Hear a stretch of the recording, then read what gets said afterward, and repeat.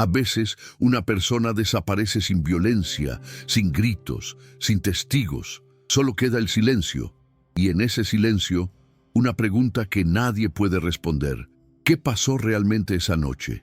El 14 de marzo de 2019, un hombre de 34 años salió de su trabajo en una zona industrial a las afueras de la ciudad. Era jueves. Llovía levemente. Según las cámaras de seguridad del estacionamiento, subió a su SUV gris metálico a las 22:47 horas. Encendió las luces, arrancó el motor y se fue. Nadie lo volvió a... Su nombre era Andrés Villamizar, ingeniero civil, divorciado, padre de una niña de 7 años. Vivía solo en un apartamento a 20 minutos de la planta donde trabajaba. Era metódico, reservado, cumplidor. No bebía, no consumía drogas.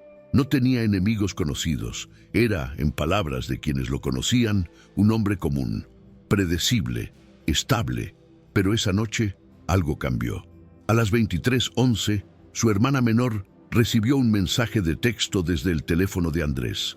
Solo 4 palabras. No me busques todavía. Nada más. Sin contexto, sin explicación. Ella respondió de inmediato. Llamó varias veces. Los mensajes llegaban, pero no había respuesta. Las llamadas iban directo al buzón de voz. Al principio, pensó que se trataba de una broma de mal gusto. Andrés no era de hacer ese tipo de cosas, pero quizás estaba pasando por algo personal. Quizás necesitaba espacio. Sin embargo, cuando pasaron las horas y el teléfono seguía apagado, la inquietud se transformó en alarma. A la mañana siguiente, Andrés no llegó a su trabajo. Tampoco respondió los mensajes de su jefa. No recogió a su hija del colegio, algo que jamás había ocurrido antes. Su exesposa intentó contactarlo. Nada. Sus compañeros de trabajo llamaron. Silencio.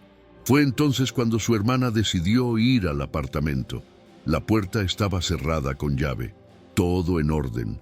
La cama estaba tendida. No había señales de lucha, ni de robo, ni de salida apresurada. Las llaves de repuesto colgaban del gancho junto a la entrada. Su laptop estaba en la mesa del comedor, apagada. En la nevera había comida fresca. En el baño, su cepillo de dientes. Todo parecía normal, salvo que Andrés no estaba, y su sube tampoco. La hermana llamó a la policía esa misma tarde. Presentó la denuncia formal el sábado 16 de marzo. Los agentes tomaron nota del último mensaje, del vehículo desaparecido, de la ausencia inexplicable. Registraron el apartamento nuevamente. Revisaron su cuenta bancaria. No había movimientos extraños. Revisaron su historial telefónico. La última actividad fue ese mensaje enviado a su hermana. Después, nada. El caso fue clasificado como desaparición voluntaria. Persona adulta, sin indicios de delito, sin amenazas previas. La teoría oficial era que Andrés había decidido alejarse por razones personales. Quizás una crisis emocional. Quizás problemas que nadie conocía. La frase «no me busques todavía» parecía confirmar esa hipótesis, pero su familia no lo creía. Andrés no era impulsivo. No era el tipo de persona que abandona su vida sin avisar. Amaba a su hija. Tenía responsabilidades, planes, rutinas. Y aunque el divorcio había sido difícil, ya habían pasado 2 años. Estaba estable, funcionaba. ¿Por qué desaparecer justo ahora? Los días se convirtieron en semanas. La policía emitió un boletín de búsqueda. Se distribuyeron volantes con la foto de Andrés y la descripción del SUV. Marca Toyota, modelo Quad Runner, año 2015, color gris metálico, placas ABC 234. Se pidió colaboración Contactaron ciudadana. Hospitales, morgues, refugios, hoteles. Nada. Su hermana comenzó a buscar por su cuenta. Recorrió carreteras, pueblos cercanos, estaciones de servicio. Preguntó en talleres mecánicos, en moteles, en comedores de camioneros. Colgó carteles en postes, en tiendas, en cruces de caminos. Publicó en redes sociales. Creó un grupo de búsqueda. Miles de personas compartieron la información, pero nadie lo había visto. El teléfono de Andrés nunca volvió a encenderse. Su cuenta de correo no registró actividad. Sus tarjetas de crédito no fueron usadas, no retiró dinero, no cruzó fronteras, no dejó rastro digital. Era como si hubiera desaparecido del mapa. Mientras tanto, la investigación policial avanzaba lentamente. Se entrevistó a compañeros de trabajo, a amigos, a su ex esposa. Nadie reportó comportamientos extraños en los días previos. Nadie mencionó conflictos, deudas, amenazas. Andrés era descrito siempre de la misma manera: responsable, callado, confiable. Pero había algo que no encajaba. Ese mensaje: no me busques todavía. Todavía, ¿qué significaba eso? ¿Cuánto tiempo? ¿Por qué escribirlo si planeaba desaparecer para siempre? ¿Era una despedida, una advertencia, un pedido de tiempo? La respuesta nunca llegó. Los meses pasaron. La búsqueda activa se detuvo. El caso siguió abierto, pero sin nuevas pistas. La familia continuó buscando, pero la esperanza comenzaba a desvanecerse. La vida siguió su curso para todos, excepto para quienes amaban a Andrés. Para ellos, el tiempo se había detenido aquella noche de marzo, y en algún lugar, bajo la superficie oscura de un lago olvidado, un SUV gris metálico descansaba en silencio, esperando. Cuando alguien desaparece, los primeros días son cruciales. Las primeras horas determinan si un caso se resuelve rápido o se convierte en un misterio que dura años. En el caso de Andrés Villamizar, esas primeras horas se perdieron en la burocracia, en la espera, en la suposición de que regresaría por su cuenta. La denuncia formal fue presentada el sábado 16 de marzo, 2 días después de su desaparición. Para entonces ya habían pasado más de 40 horas. 40 horas en las que no se activó ningún operativo de búsqueda. 40 horas en las que las cámaras de tráfico grabaron miles de vehículos, sin que nadie buscara específicamente ese SUV gris. 40 horas en las que cualquier rastro físico pudo haberse borrado. La detective asignada al caso, una mujer de unos 50 años llamada Lucía Moreno, recibió el expediente el lunes siguiente. Leyó el informe inicial, revisó las declaraciones, analizó el mensaje de texto. Su conclusión fue inmediata: desaparición voluntaria. Adulto sin antecedentes, sin deudas graves, sin amenazas documentadas. El mensaje era claro: no quería ser encontrado, al menos no todavía. Pero la hermana de Andrés, Carolina, insistió. Exigió que se tomaran en serio la búsqueda. Argumentó que su hermano jamás abandonaría a su hija, que algo malo debía haberle pasado, que ese mensaje no sonaba como algo que él escribiría. La detective Moreno escuchó con paciencia profesional, pero la realidad era que sin evidencia de delito, los recursos eran limitados. Aún así, se activó un protocolo básico de búsqueda. Se emitió un boletín interno para todas las unidades policiales de la región. Se contactó con hospitales y centros médicos en un radio de 200 kilómetros. Se revisaron los registros de accidentes de tránsito de los últimos 3 días. Se solicitó información a las compañías de telefonía para rastrear la última ubicación del teléfono de Andrés. Los resultados fueron frustrantes. La última señal del teléfono había sido captada a las 23:14 horas del jueves 14 de marzo, apenas 3 minutos después de enviar el mensaje. La antena que lo registró estaba ubicada en una zona rural a unos 30 kilómetros al norte de la ciudad, cerca de una carretera secundaria que conectaba con varios pueblos pequeños. Después de eso, el teléfono se apagó o se quedó sin batería. No hubo más rastro digital. Esa ubicación se convirtió en el foco inicial de la búsqueda. Un equipo de patrulleros recorrió la carretera en ambas direcciones.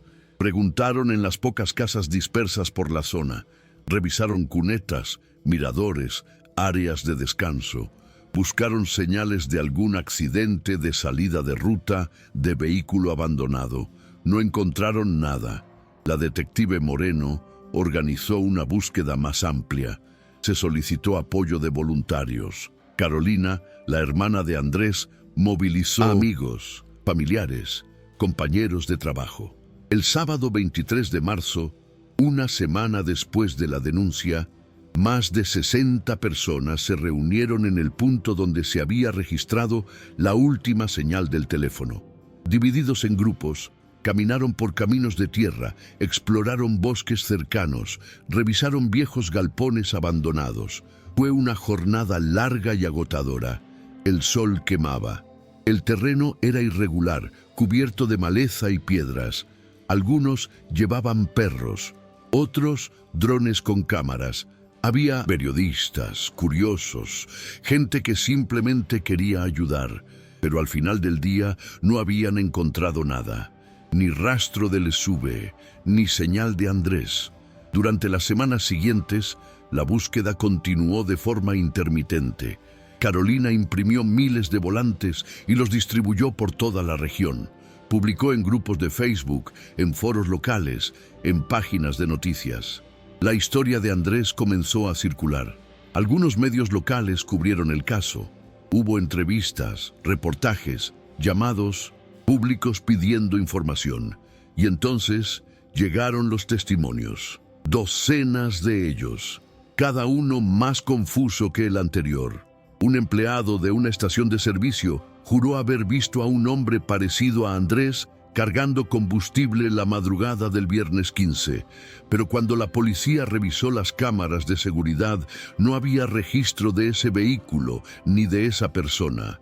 Una mujer que vivía cerca del Lago Azul, a unos 50 kilómetros de la ciudad, dijo haber visto un SUV gris estacionado junto al embarcadero el jueves por la noche, pero no recordaba la hora exacta, ni las placas, ni si había alguien dentro. Un camionero reportó haber visto un vehículo similar en la autopista rumbo al sur el viernes en la mañana, pero tampoco estaba seguro. Pasaban cientos de autos cada día. Cada pista era investigada, cada testimonio verificado, pero ninguno conducía a nada concreto. Las declaraciones eran vagas, imprecisas, a veces contradictorias. Era como perseguir sombras. La detective Moreno comenzó a dudar.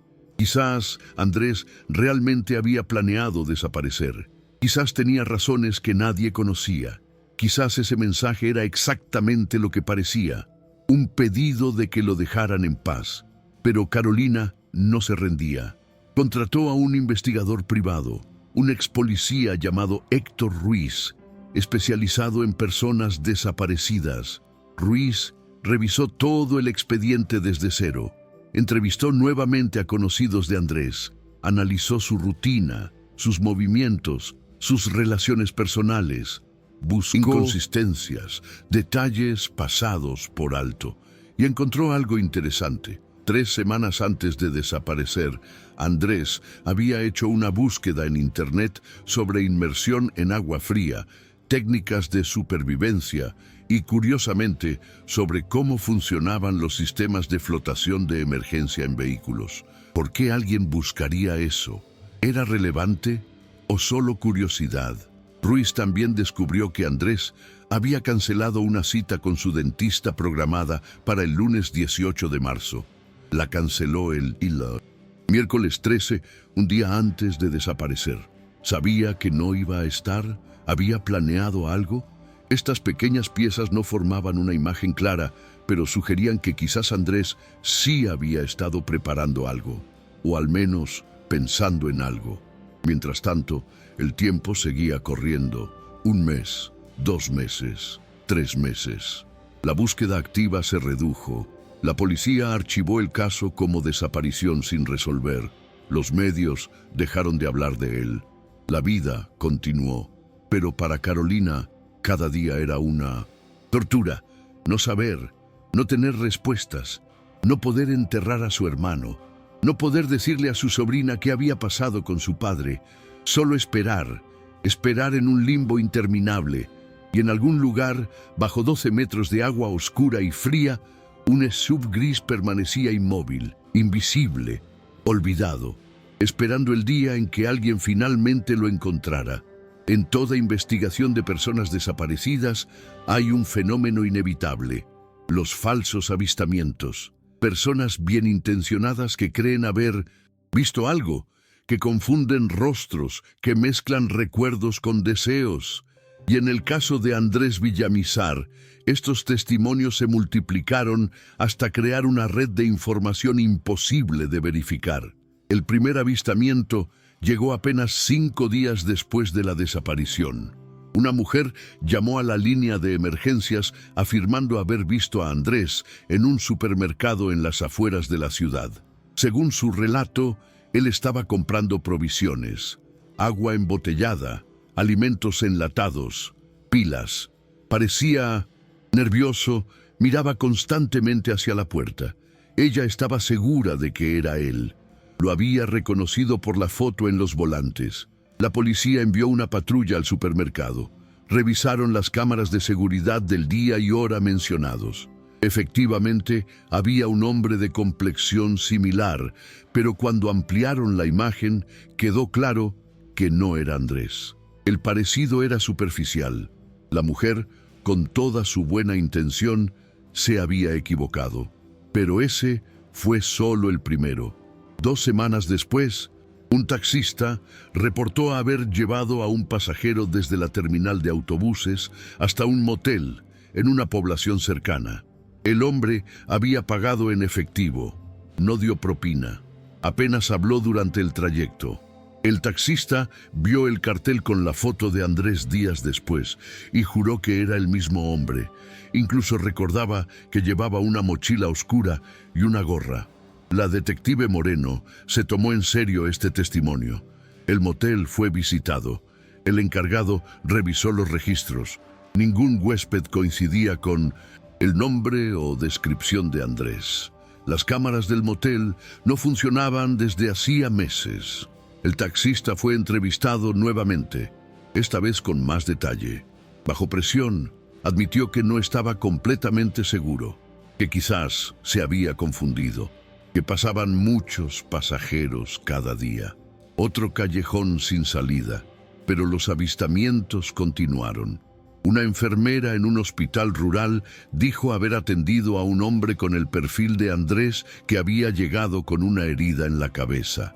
Él dio un nombre falso y se fue antes de completar el papeleo. Cuando la policía revisó los registros médicos, no había forma de confirmar la identidad del paciente. La descripción era demasiado general. La herida pudo haber sido de cualquiera. Un empleado de una gasolinera en un pueblo a 100 kilómetros al oeste juró haber visto el SUV gris con las placas que coincidían parcialmente.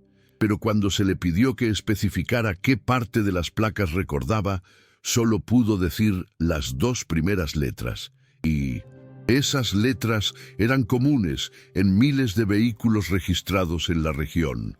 Un pescador afirmó haber visto a alguien parecido a Andrés cerca del Lago Azul, caminando solo por un sendero al atardecer. Esto llamó la atención porque el Lago Azul había sido mencionado antes por otra testigo. Pero cuando el investigador privado Héctor Ruiz fue al lugar, nadie más recordaba haber visto a ese hombre.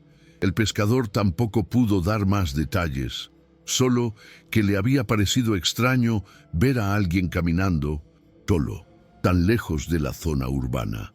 Cada pista generaba expectativa. Cada testimonio era una posibilidad de encontrar respuestas, pero uno tras otro, todos se desmoronaban bajo escrutinio. Lo más frustrante era que los testimonios no solo eran vagos, sino que se contradecían entre sí.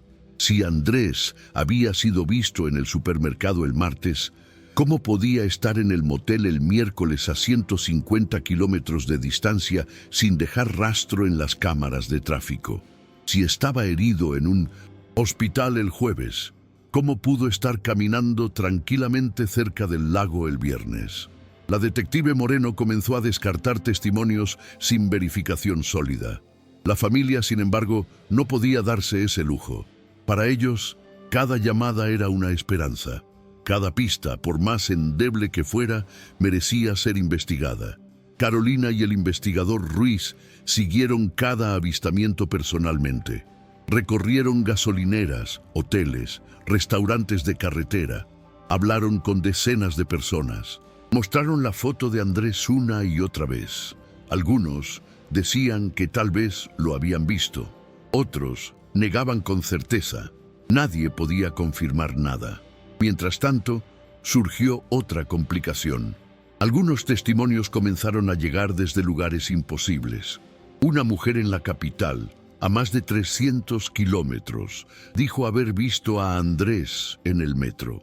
Un hombre en la costa afirmó haberlo visto comprando ropa en un mercado. Otro en la frontera norte aseguró haberlo visto subiendo a un autobús internacional.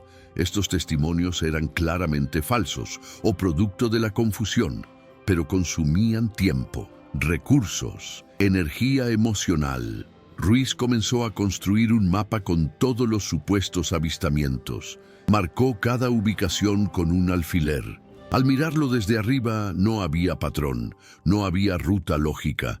Era un caos geográfico que no conducía a ninguna parte. Entonces decidió cambiar de estrategia.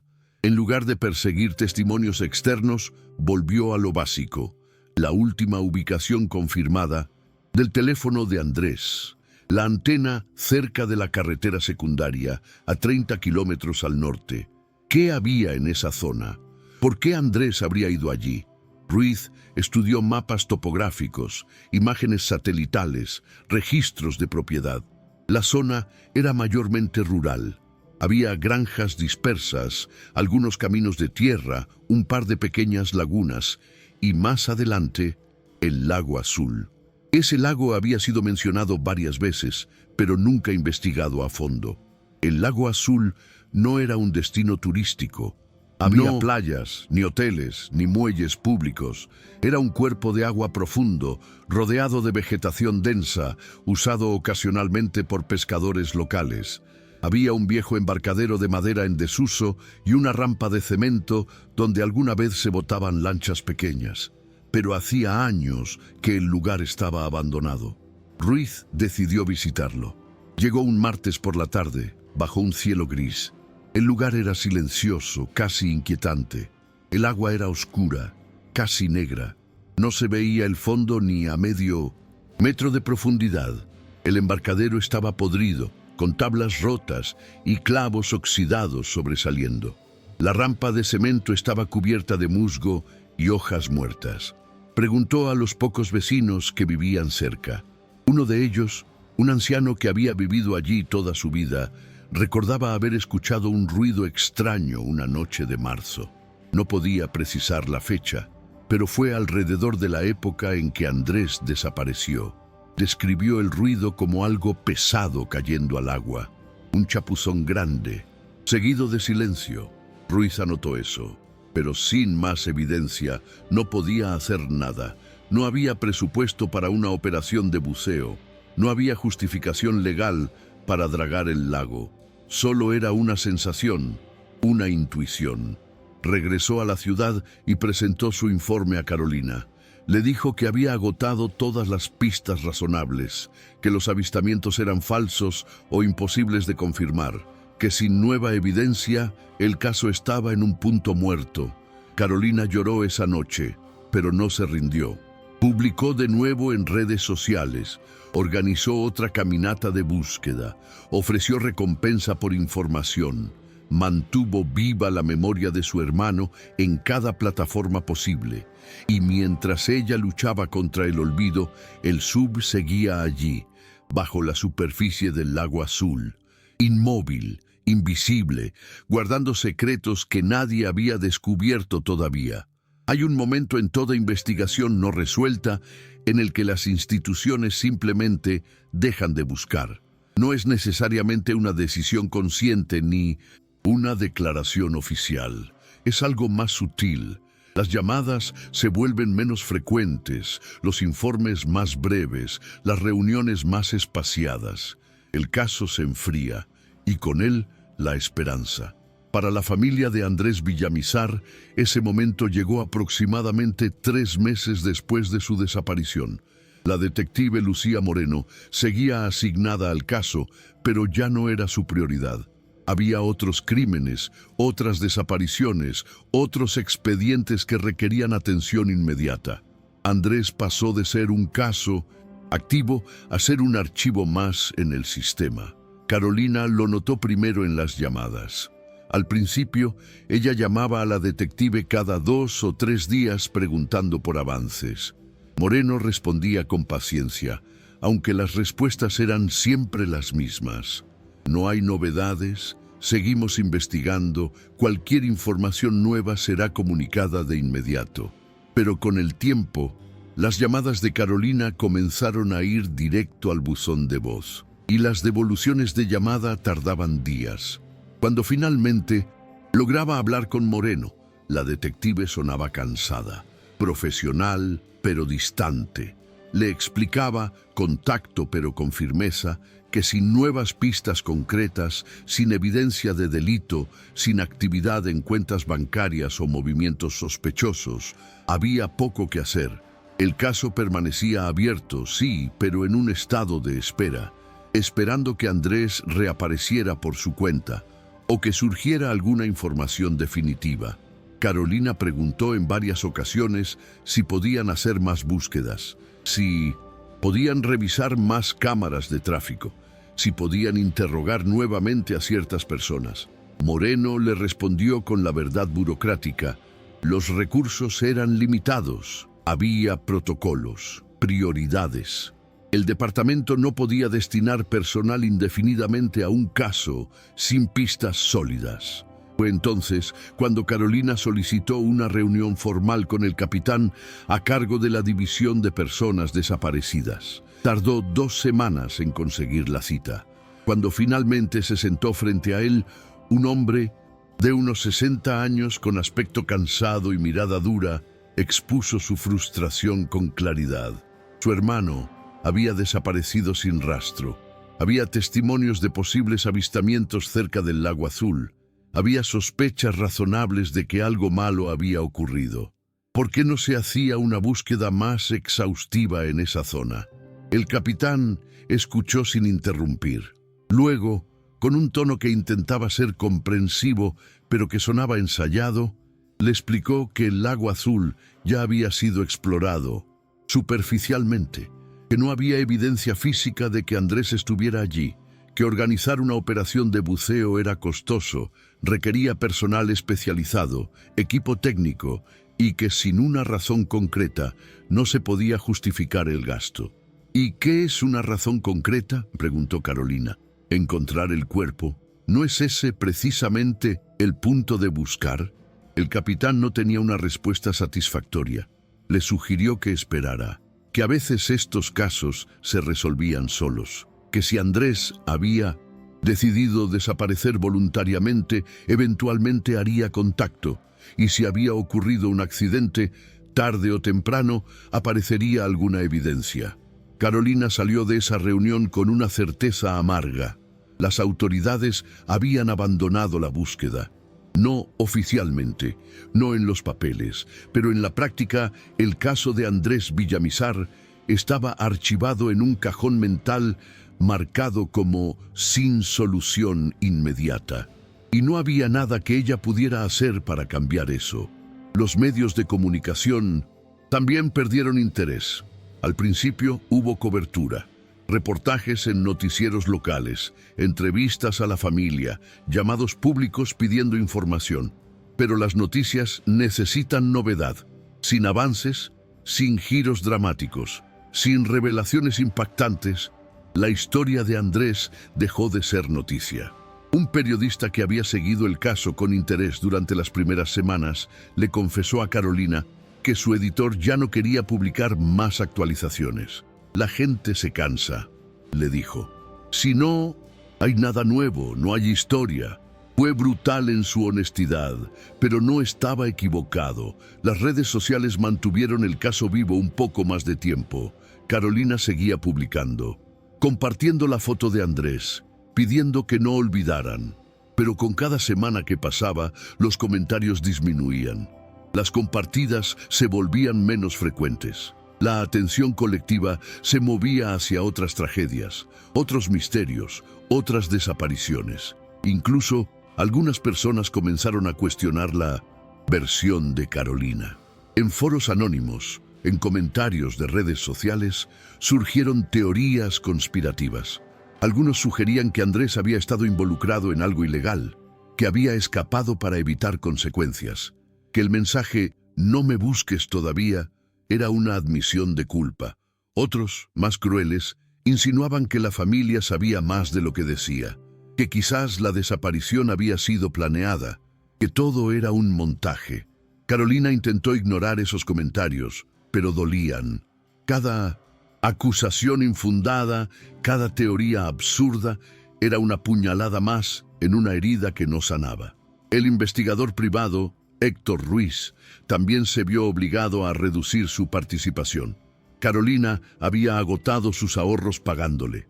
Ya no podía costear sus servicios. Ruiz, que genuinamente quería ayudar, continuó revisando el caso de vez en cuando sin cobrar, pero sin fondos para investigaciones adicionales. Su capacidad de acción era limitada. Así, el silencio se instaló.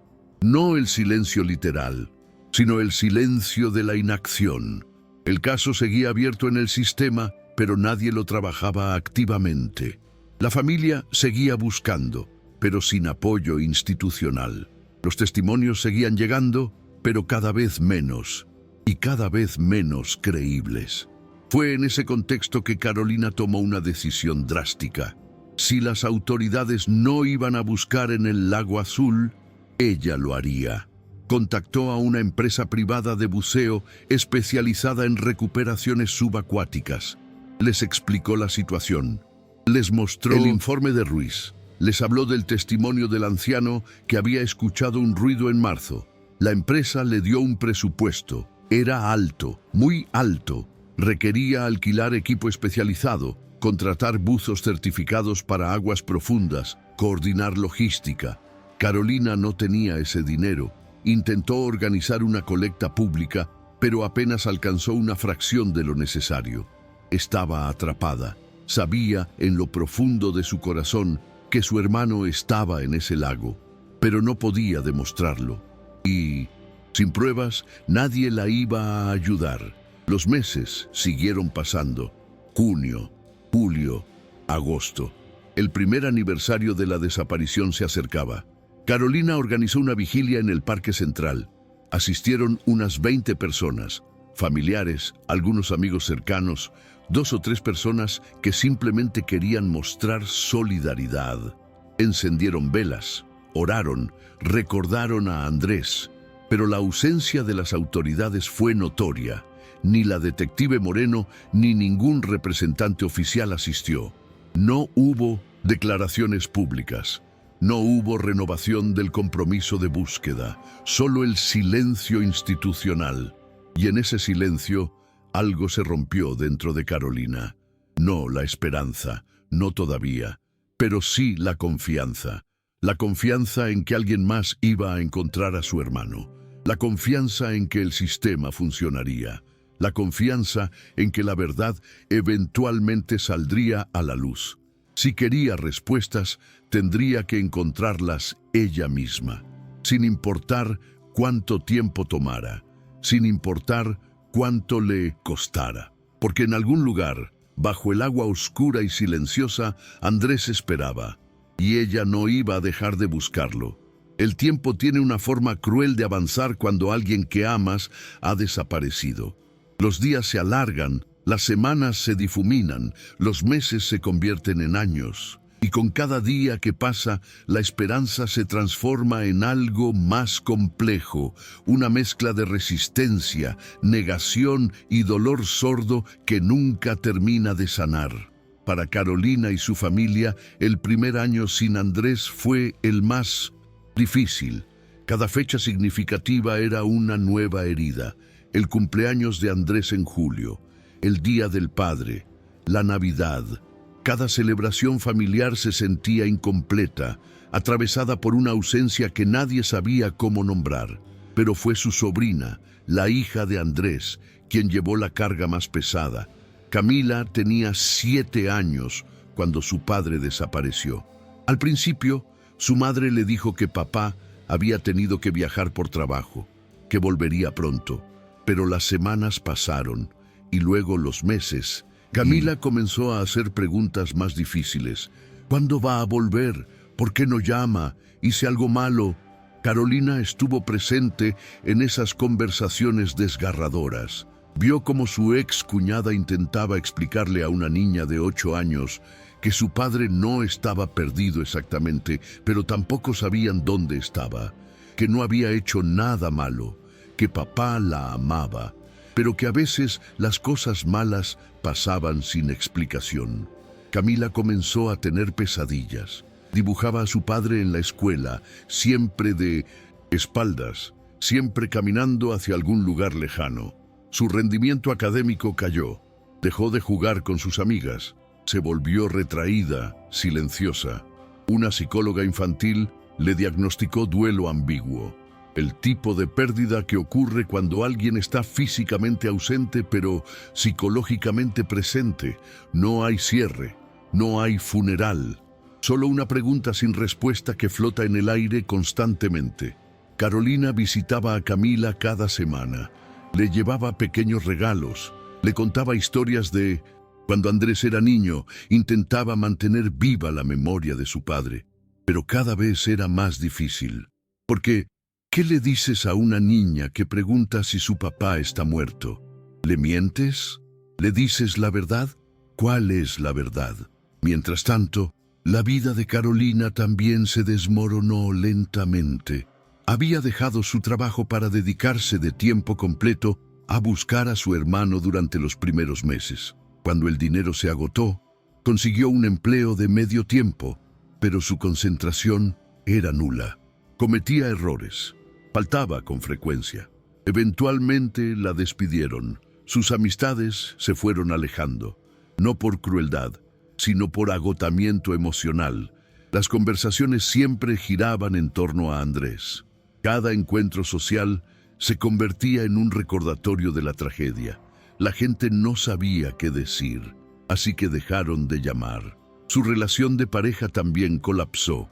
Su novio, que al principio fue comprensivo y solidario, eventualmente le confesó que no podía seguir viviendo en función de un fantasma, que necesitaba que ella siguiera adelante, que entendía su dolor, pero que la vida tenía que continuar. Carolina lo entendió, pero no pudo perdonarlo. Lo dejó ir. Se mudó a un apartamento más pequeño, vendió lo que pudo, vivía con lo mínimo.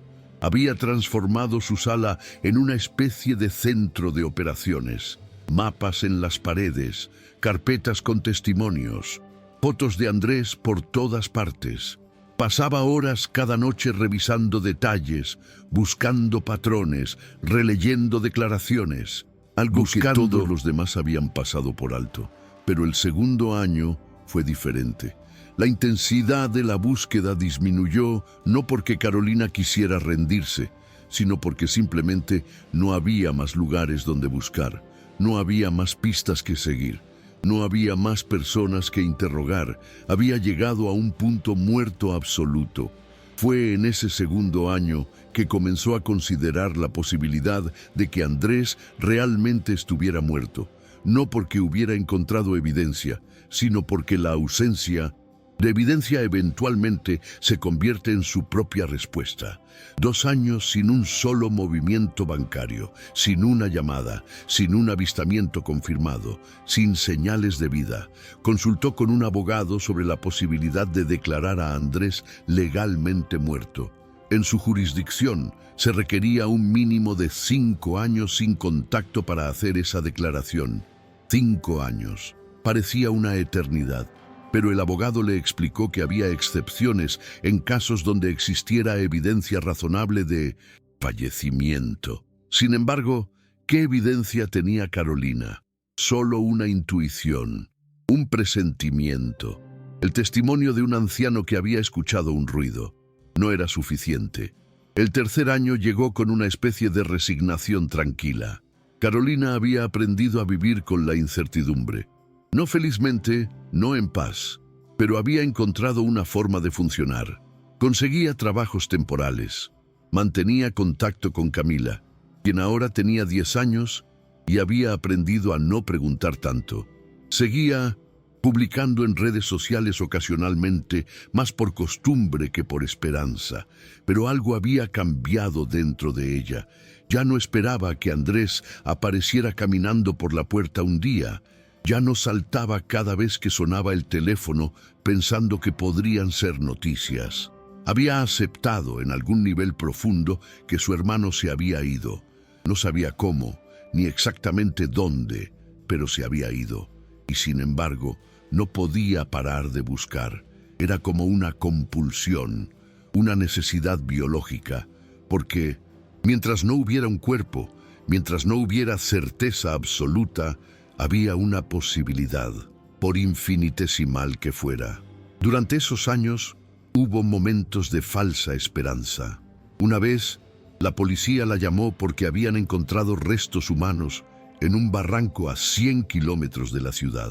Carolina condujo hasta allá con el corazón en la garganta, preparándose mentalmente para lo peor. Pero las pruebas de ADN demostraron que no era Andrés.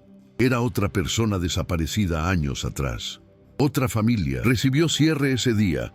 La de Carolina siguió esperando. Otra vez, alguien reportó haber visto el SUV de Andrés abandonado en un pueblo fronterizo. Carolina y Héctor Ruiz, quien ocasionalmente aún ayudaba sin cobrar, viajaron hasta allá. Resultó ser un vehículo similar, pero de un modelo diferente y con placas que no coincidían. Solo otra decepción en una larga serie de decepciones. Cada falsa alarma desgastaba un poco más su espíritu, pero seguía adelante. El cuarto año fue quizás el más solitario. La mayoría de la gente había olvidado el nombre de Andrés Villamizar. Los carteles con su foto habían sido arrancados por el clima o cubiertos por nueva publicidad. Las publicaciones en redes sociales apenas recibían un par de reacciones. El mundo había seguido girando y la desaparición de Andrés era ahora solo una estadística más en los archivos policiales. Pero Carolina no olvidaba. Cada mañana se despertaba pensando en él. Cada noche se dormía preguntándose qué había pasado. Vivía en un limbo perpetuo entre la vida y la muerte, entre la esperanza y la desesperación, entre recordar y olvidar. Y mientras ella existía en ese estado intermedio de duelo sin resolución, el SUV gris seguía allí, bajo 12 metros de agua fría y oscura, cubierto de sedimentos, rodeado de silencio, esperando pacientemente el día en que alguien, por casualidad o destino, finalmente mirara en el lugar correcto. Hay descubrimientos que cambian vidas, y hay descubrimientos que ocurren por pura casualidad, en el momento menos esperado, por la persona menos indicada. Este fue uno de esos. Era un sábado de octubre, casi 5 años después de la desaparición de Andrés Villamizar. El clima había sido inusualmente seco durante semanas, y el nivel del lago Azul había descendido considerablemente. No era la primera vez que ocurría. Cada ciertos años, dependiendo de las lluvias y el uso del agua para riego, el lago bajaba varios metros, pero esta vez la sequía había sido particularmente severa. Marcos Estrada tenía 32 años y trabajaba como técnico de sistemas en la ciudad. Su verdadera pasión, sin embargo, era el buceo. Había obtenido su certificación de buceo recreativo 3 años atrás, y desde entonces aprovechaba cada fin de semana libre para explorar lagos, ríos y, cuando tenía presupuesto, la costa. No era un buzo profesional, pero era competente, cuidadoso y respetaba los protocolos de seguridad. Ese sábado, Marcos decidió explorar el lago Azul. No era popular entre los buzos. El agua era demasiado turbia, no había vida marina interesante y la visibilidad era pésima. Pero precisamente por eso le atraía. Le gustaba la idea de explorar lugares que nadie más visitaba, lugares olvidados. Llegó temprano por la mañana, cuando la neblina aún flotaba sobre la superficie del agua. Llevaba su equipo completo: traje de neopreno, tanque de oxígeno, linterna subacuática de alta potencia, cámara de acción montada en su casco. Siempre grababa sus... Le gustaba revisarlas después, ver detalles que había pasado por alto en el momento. Se metió al agua desde la vieja rampa de cemento. El agua estaba fría, incluso a través del traje. La visibilidad era exactamente como esperaba, apenas 2 metros adelante. Más allá, todo era oscuridad verdosa. Encendió su linterna y comenzó a descender lentamente. A 5 metros de profundidad, el mundo de arriba desapareció por completo. No había luz solar, no había sonidos familiares, solo el ritmo de su propia respiración a través del regulador y el ocasional borboteo de burbujas ascendiendo. El fondo del lago estaba cubierto de limo y vegetación muerta. Pequeños peces se apartaban de la luz de su linterna. Marcos nadó en una dirección arbitraria, sin un objetivo específico, solo explorando. A los 10 metros, el terreno se volvía más irregular. Había rocas grandes, troncos caídos, desniveles pronunciados. Tuvo que ajustar su flotabilidad para mantener una profundidad constante. Fue a los 12 metros exactos cuando su linterna iluminó algo que no encajaba. Una forma geométrica, demasiado regular para ser natural, demasiado grande para ser basura común. Se acercó despacio. El agua a su alrededor estaba completamente negra, excepto por el cono de luz de su linterna. Y en ese cono, emergiendo del sedimento como una criatura prehistórica, estaba la parte trasera de un vehículo. Marcos se detuvo.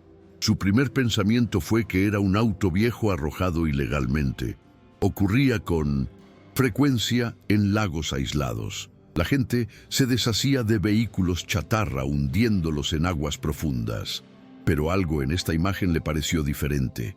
El vehículo estaba casi completamente vertical. La parte trasera apuntaba hacia arriba en un ángulo de unos 45 grados. Estaba cubierto de algas y sedimento, pero la estructura era reconocible. Un SUV grande. Las luces traseras aún visibles bajo la capa de suciedad acuática. Marcos nadó alrededor, iluminando cada ángulo. Las ventanas estaban cerradas, las puertas intactas. No había señales obvias de daño estructural, aparte de la corrosión natural del tiempo bajo el agua. Esto no parecía chatarra abandonada, parecía un accidente. Se acercó a una de las ventanas laterales y limpió con la mano la capa de algas. La visibilidad a través del vidrio era casi nula, pero su linterna reveló el interior.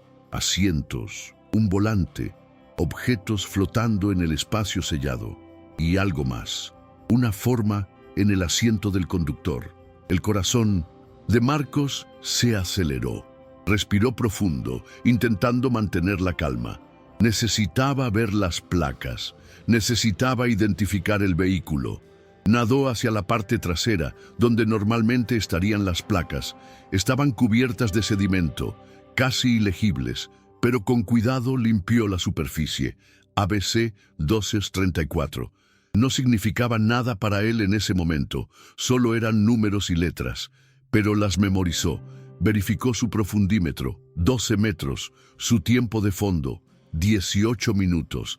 Necesitaba ascender pronto para evitar la descompresión. Pero antes, activó su cámara y grabó todo lo que pudo, el vehículo desde múltiples ángulos, las placas, las ventanas, la posición. Luego, con una mezcla de inquietud y adrenalina, comenzó su ascenso lento y controlado. A 5 metros hizo una parada de seguridad de 3 minutos. Su mente corría. ¿Cuánto tiempo llevaba ese vehículo allí? Había alguien dentro. Debía reportarlo. Cuando emergió a la superficie, el sol ya estaba alto. Respiró el aire fresco con alivio. Nadó de vuelta a la orilla, se quitó el equipo y se sentó en la rampa de cemento temblando. no por el frío, por lo que acababa de encontrar. Revisó la grabación en su cámara de acción. La imagen era borrosa por la turbiedad del agua, pero se veía claramente.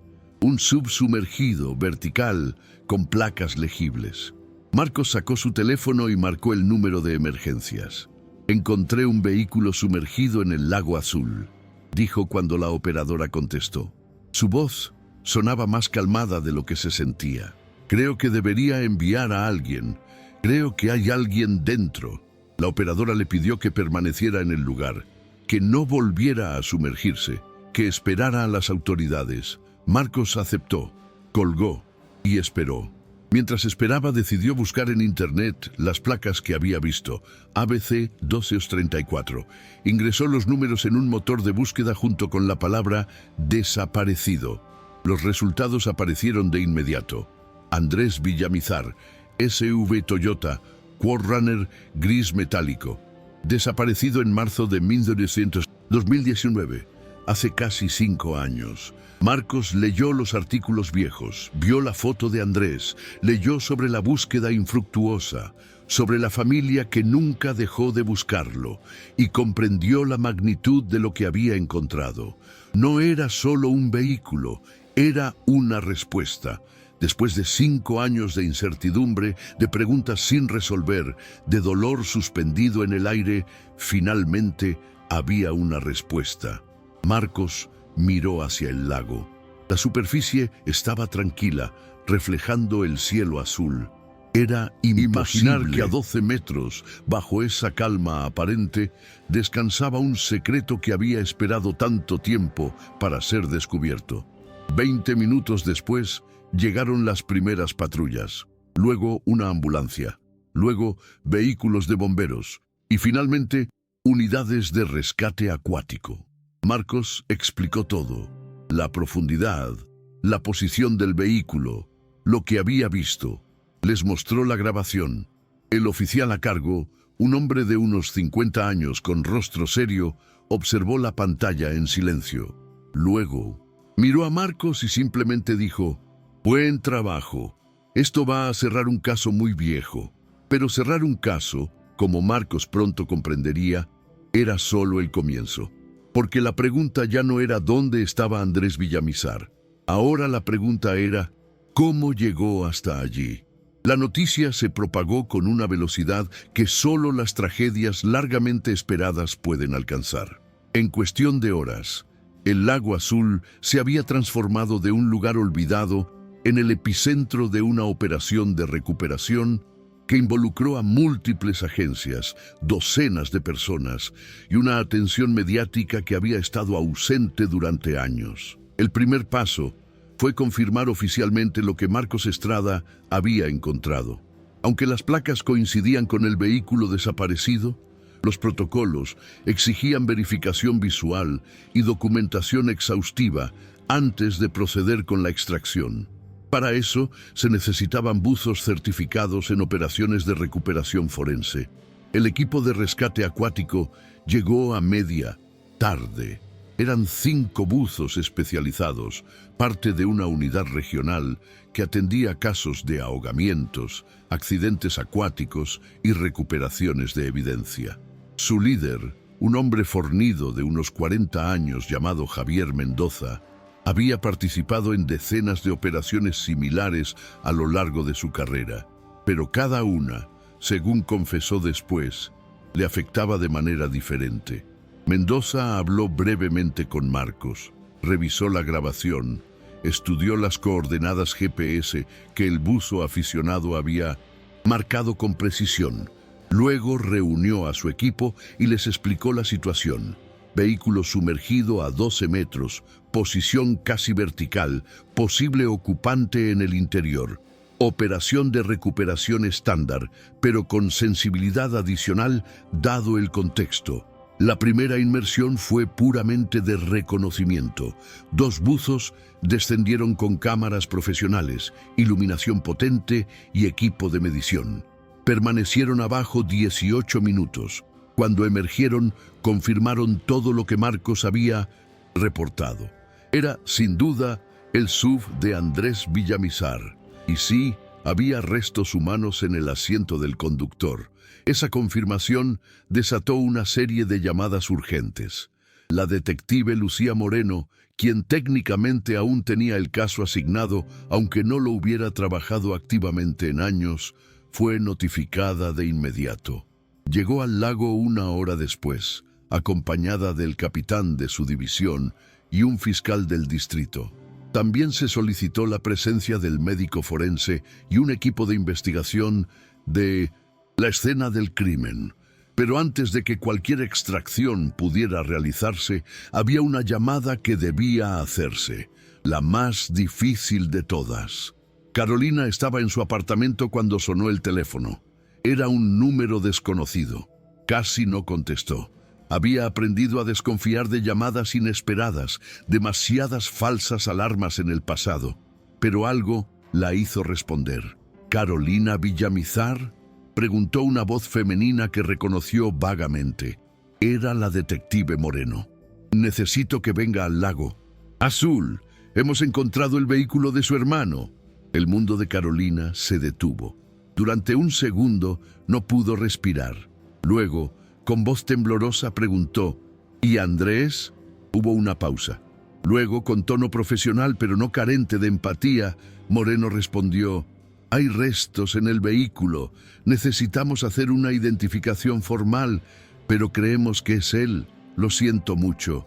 Carolina no recordó después cómo llegó al lago. Solo fragmentos. Tomar las llaves, subir al auto, conducir con las manos, temblando. El paisaje borroso por las lágrimas que no podía contener. Había esperado este momento durante casi 5 años. Había imaginado esta llamada 1000 veces.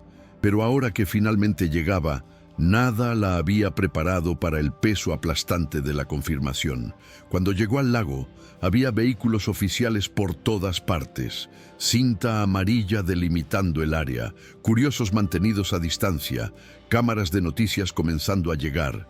Carolina fue recibida por la detective Moreno, quien la guió lejos del caos, hacia un área más tranquila donde podían hablar. Moreno le explicó todo con cuidado. El descubrimiento casual, la profundidad, el estado del vehículo. Le advirtió que la identificación formal tomaría tiempo, que necesitarían análisis forenses, pruebas de ADN, pero las evidencias circunstanciales eran abrumadoras. El vehículo, las placas, la ubicación, el marco temporal. Era Andrés. Carolina preguntó si podía ver. Moreno negó con la cabeza. No hay nada que ver desde la superficie, y no querrías ver lo que hay abajo. Fue una respuesta dura pero necesaria. 5 años bajo el agua no dejaban mucho que reconocer. ¿Cómo pasó?, preguntó Carolina. Fue un accidente. Todavía no lo sabemos, respondió Moreno con honestidad. Pero lo vamos a averiguar. Esta vez, lo prometo, vamos a averiguarlo. Mientras Carolina esperaba en la orilla, contenida por el perímetro policial, la operación de documentación continuaba. Buzos descendían y ascendían en turnos, fotografiando el vehículo desde todos los ángulos posibles. Medían distancias, tomaban muestras del sedimento, registraban la posición exacta. Todo tenía que estar documentado antes de mover el vehículo, porque una vez extraído, la escena original se perdería para siempre. El médico forense, un hombre mayor de aspecto serio llamado Dr. Ramírez, observaba las imágenes en una laptop conectada a las cámaras de los buzos. Hacía anotaciones, consultaba con los buzos por radio, daba instrucciones específicas sobre qué documentar. Sabía que este caso tendría escrutinio público. Cada detalle importaba. Al caer la tarde, se tomó la decisión de posponer la extracción hasta el día siguiente. Necesitaban luz solar óptima, equipo especializado que aún no había llegado y un plan de extracción cuidadosamente coordinado. No podían arriesgarse a dañar el vehículo o alterar evidencia crucial.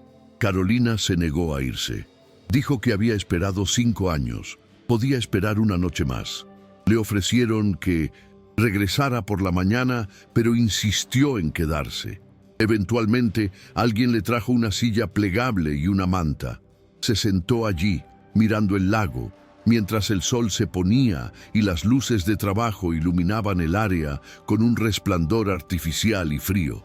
Los periodistas intentaron acercarse. Carolina los ignoró.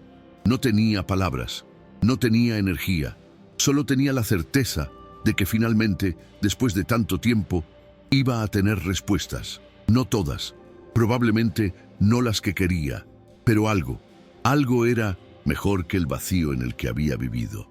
Esa noche, bajo un cielo estrellado que Carolina no vio porque sus ojos estaban fijos en el agua oscura, el sub de Andrés permanecía en su tumba acuática una última noche. Mañana sería extraído, examinado, despojado de sus secretos. Y finalmente, después de 1800 días de silencio, el lago azul comenzaría a contar su historia. El amanecer llegó con una luz gris y fría que hacía que el lago azul pareciera aún más sombrío. Carolina había dormitado apenas unos minutos durante la noche, despertándose cada vez con un sobresalto, recordando dónde estaba y por qué. Cuando el sol finalmente comenzó a elevarse sobre las colinas distantes, el área ya estaba llena de actividad. Habían llegado más equipos durante la noche. Una grúa de gran tonelaje estaba siendo posicionada cuidadosamente cerca de la rampa de cemento. Técnicos verificaban cables, poleas, sistemas hidráulicos. Un segundo equipo de buzos especializados en recuperación vehicular había viajado desde la capital. Traían arneses reforzados, flotadores inflables y experiencia en extracciones complejas. El plan era técnicamente simple, pero físicamente desafiante. Los buzos descenderían con arneses especiales diseñados para enganchar vehículos sumergidos. Estos arneses se conectarían a los puntos estructurales más fuertes del SUV, el chasis, los ejes. Luego, usando la grúa y una combinación de flotadores para reducir la carga, izarían el vehículo lentamente con control total en cada etapa del ascenso. Pero había complicaciones. El SUV estaba parcialmente enterrado en sedimento. Su posición vertical significaba que el peso estaría distribuido de manera irregular durante el ascenso. Y lo más importante, dentro había restos humanos que debían ser tratados con respeto y cuidado forense.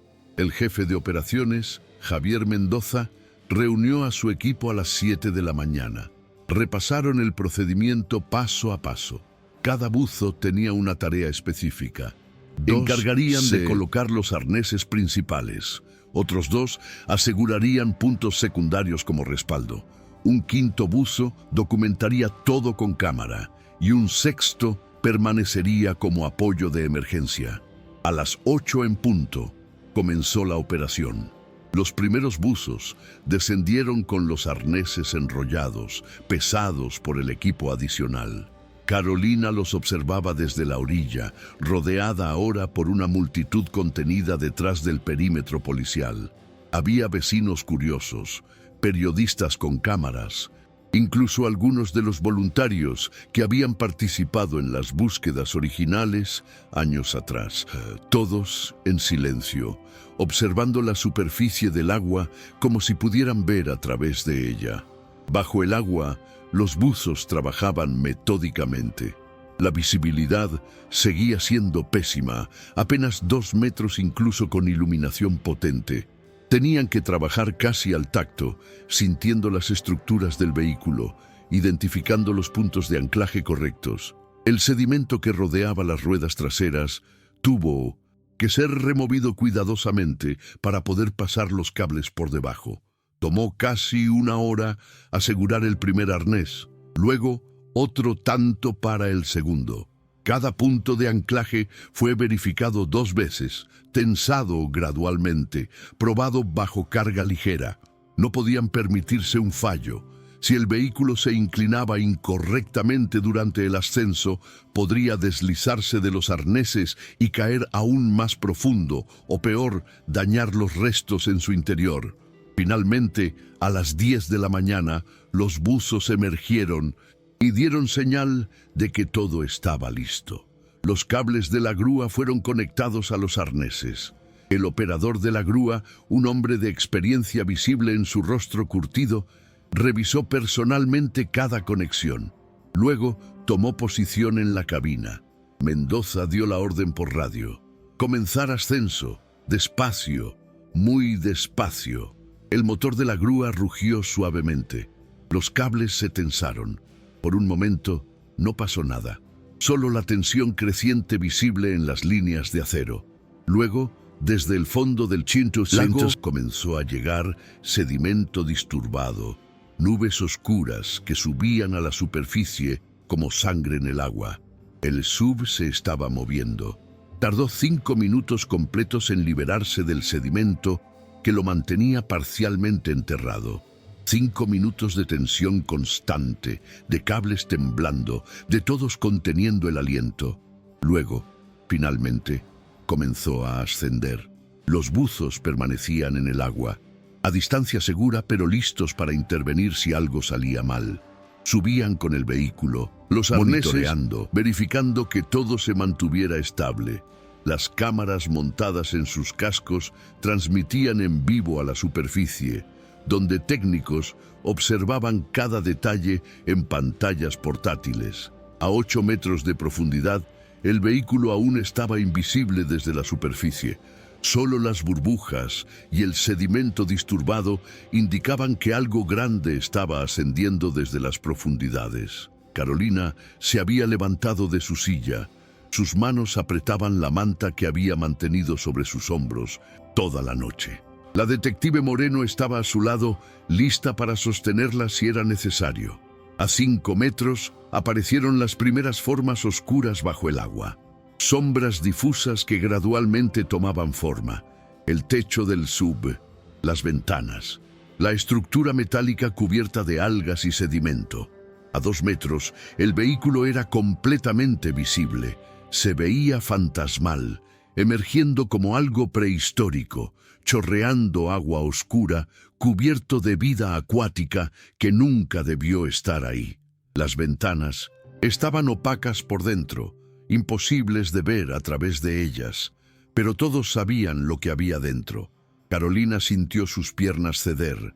Moreno la sostuvo. «No mires directamente», le susurró. «No necesitas ver esto». Pero Carolina no podía apartar la vista. Era el auto de su hermano, el mismo en el que había aprendido a conducir cuando tenían 20 años. El mismo que Andrés había comprado después del divorcio, orgulloso de poder pagarlo con su propio salario. El mismo que había desaparecido aquella noche de marzo hace 5 años. Cuando el vehículo rompió completamente la superficie, el agua se derramó por todos los costados. El SUV colgaba en el aire, inclinado, chorreante, pesado con el agua aún atrapada dentro. La grúa gruñó bajo la carga. El operador ajustó la hidráulica, estabilizando el peso. Lentamente, con una precisión casi reverente, la grúa giró. El sube se movió sobre la superficie del lago hacia la orilla. Gotitas de agua caían constantemente, creando pequeños círculos en la superficie del lago, que se expandían y desaparecían. Lo depositaron sobre una plataforma plana preparada específicamente para esto, cubierta con lonas impermeables para contener cualquier evidencia que pudiera escurrir.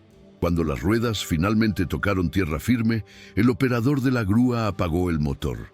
El silencio que siguió fue absoluto. Nadie habló. Nadie se movió. Durante un largo momento, todos simplemente miraron el vehículo que había estado perdido durante tanto tiempo y ahora finalmente había sido encontrado. Entonces Carolina rompió el silencio con un sonido que nadie que lo escuchó olvidaría jamás. Un grito desgarrador que salió desde lo más profundo de su ser. No era de horror, no era de sorpresa, era de alivio, de dolor, de rabia, de tristeza acumulada durante 5 años. Era el sonido de alguien que finalmente, después de tanto tiempo, podía comenzar a llorar de verdad. Moreno la abrazó mientras Carolina se desmoronaba. Otros se acercaron formando un círculo protector alrededor de ella, dándole privacidad en medio del caos público. Los periodistas, por una vez, mantuvieron las cámaras bajas. Incluso ellos entendían que había momentos que no debían ser capturados. Mientras Carolina lloraba, el equipo forense comenzó su trabajo. Fotógrafos documentaban el vehículo desde cada ángulo. El doctor Ramírez, el médico forense, se acercó con cuidado, observando a través de las ventanas sin tocar nada aún.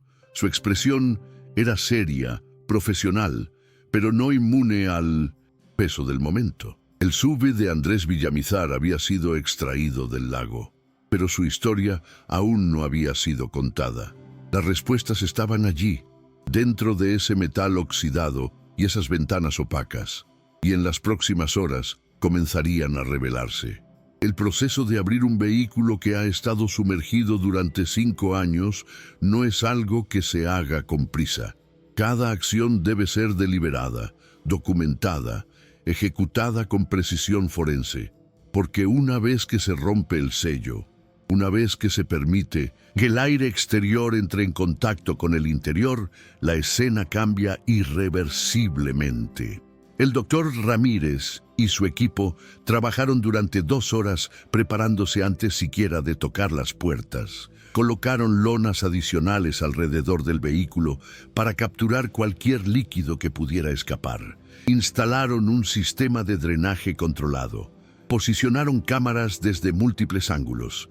Cada miembro del equipo llevaba trajes de protección completos, no solo por precaución sanitaria, sino para evitar contaminar la evidencia.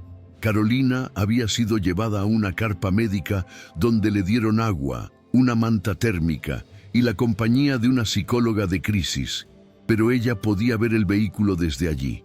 No podía apartar la vista.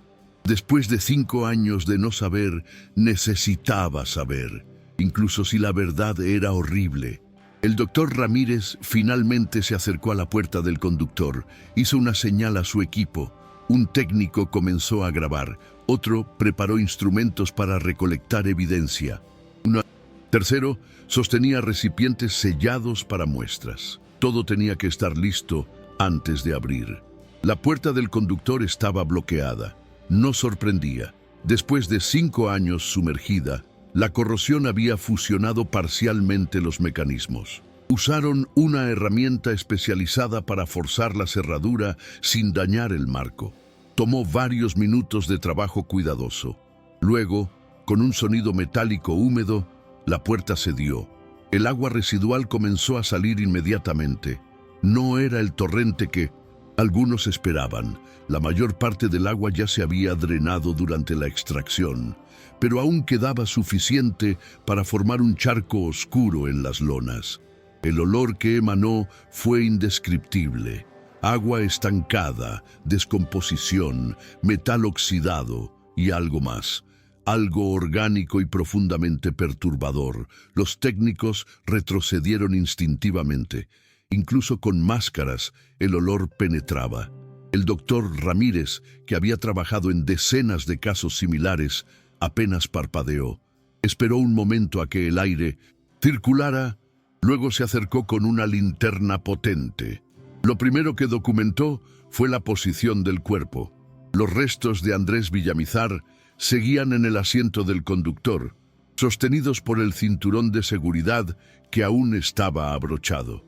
5 años de inmersión en agua fría habían preservado algunas estructuras mientras destruían otras. No había forma de identificar rasgos faciales, pero la estructura esquelética era clara, y la ropa, aunque deteriorada, aún era parcialmente reconocible.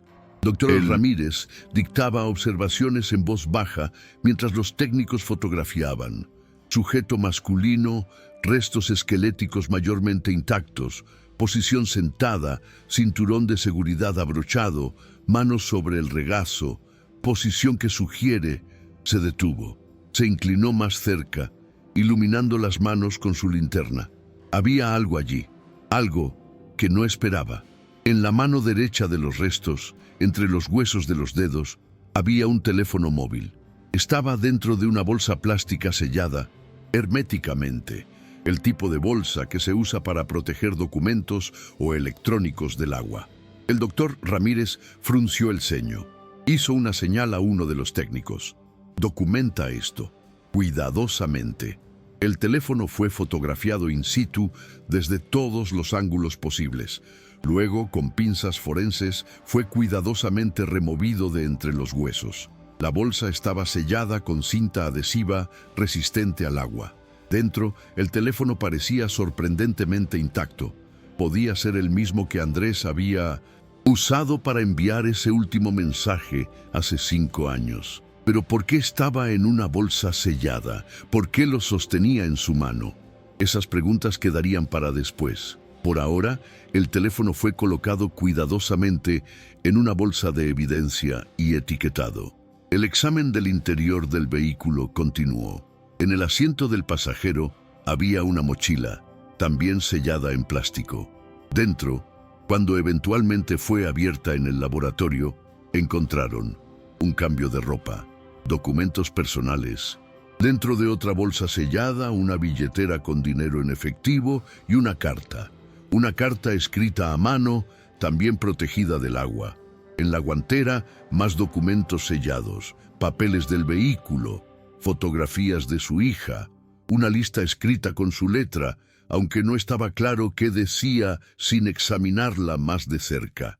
En el piso trasero, una botella de agua vacía, envoltorios de barras energéticas, una linterna, elementos que sugerían que alguien había estado allí, consciente, preparándose para algo. Cada objeto fue removido sistemáticamente, fotografiado, etiquetado, preservado. El proceso tomó horas. La multitud de curiosos había crecido, pero se mantenían a distancia respetuosa. Los periodistas transmitían en vivo, especulando sobre lo que significaba cada objeto que veían sacar del vehículo. Carolina observaba desde la carpa médica. La psicóloga le explicaba suavemente lo que estaba viendo. «Parece que tu hermano sabía lo que estaba haciendo», le dijo con cuidado. Había preparación, intención. ¿Intención de qué?, preguntó Carolina con voz quebrada, pero ya sabía la respuesta. Ya la había sabido, en algún nivel, desde el momento en que encontraron el vehículo. Andrés no había tenido un accidente, no había sido secuestrado, no había huido sin plan. Había elegido ir allí. Lo más perturbador fue encontrado cuando examinaron los pedales. El acelerador estaba presionado hasta el fondo, mantenido en esa posición por algo que Andrés había colocado allí deliberadamente. Una barra de metal cuñada entre el asiento y el pedal. El vehículo había entrado al agua con el motor acelerado al máximo. Las ventanas estaban todas cerradas, las puertas todas bloqueadas desde dentro. El cinturón de seguridad abrochado.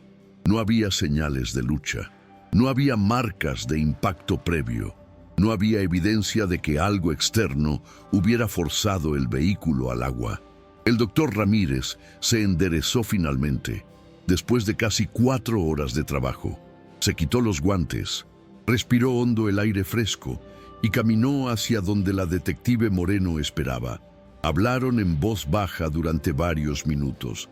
Moreno asentía, tomaba notas, hacía preguntas.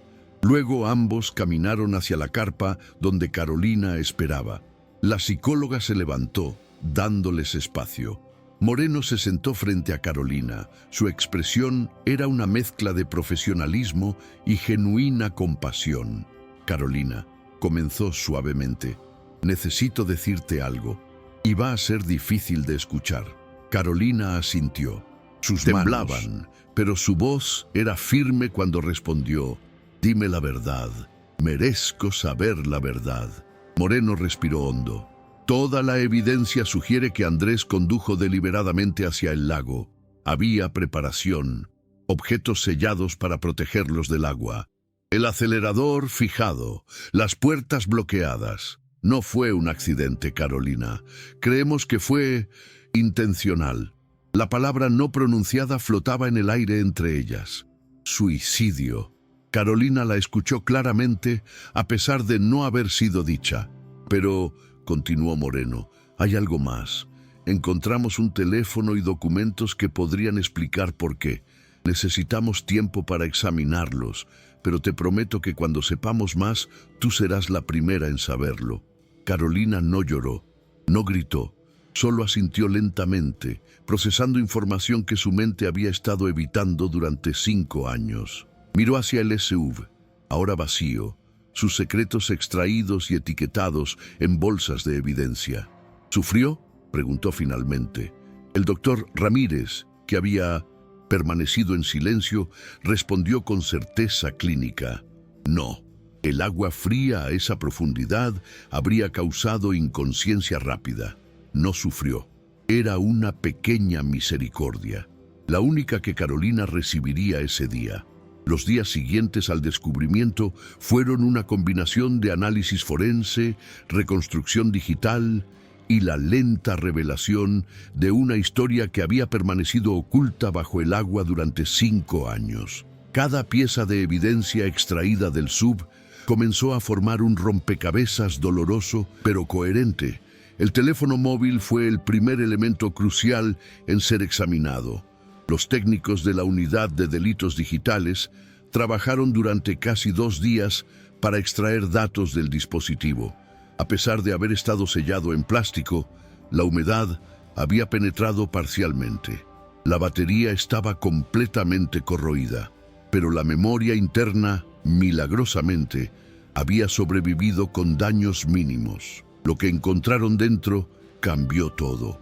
El teléfono contenía un mensaje de texto en borrador, nunca enviado, escrito después del mensaje final a su hermana. Estaba fechado a las 23:47 horas del jueves 14 de marzo de 2019. Decía simplemente: perdóname, no puedo más. Esto no es culpa de nadie. Cuiden a Camila, los amo. Pero ese no fue el único descubrimiento. En la galería del teléfono había una serie de fotos tomadas esa misma noche. La primera mostraba el panel de instrumentos del SUV con el odómetro visible. La segunda era una selfie de Andrés, claramente tomada mientras conducía. Su expresión era calmada, casi serena, pero sus ojos lucían exhaustos, vacíos. La última foto era la más perturbadora. Mostraba la vista desde el parabrisas, la rampa de cemento del lago azul iluminada por los faros del vehículo, el agua oscura más adelante. Era una imagen tomada segundos antes de entrar al agua, un último registro fotográfico de lo que estaba a punto de hacer. También había notas de voz, 3 de ellas, grabadas durante el trayecto desde su trabajo hasta el lago. Los técnicos las reprodujeron primero para los investigadores. Luego, con el consentimiento de Carolina, ella las escuchó en privado. En la primera nota, la voz de Andrés sonaba temblorosa pero controlada. Hablaba de cansancio, de sentirse atrapado, de no ver salida. Mencionaba presiones financieras de las que nadie sabía, deudas acumuladas tras el divorcio, gastos médicos de su madre que había estado enfermando, la incapacidad de mantener el ritmo. Había ocultado todo esto, manteniendo una fachada de normalidad mientras se hundía internamente. En la segunda nota hablaba de su hija, de cuánto la amaba, de cómo pensaba que ella estaría mejor sin un padre que no podía proveer adecuadamente. Era una lógica retorcida, producto de una mente en crisis, pero para Andrés, en ese momento había tenido sentido. En la tercera nota pedía perdón a su familia, a Carolina, a su ex esposa, a su hija. Repetía una y otra vez que no era culpa de nadie, que había intentado seguir adelante, que simplemente no podía más. La así, carta encontrada en la mochila, expandía estos pensamientos. Estaba escrita con letra temblorosa pero legible, dirigida específicamente a Camila, para ser leída cuando fuera mayor.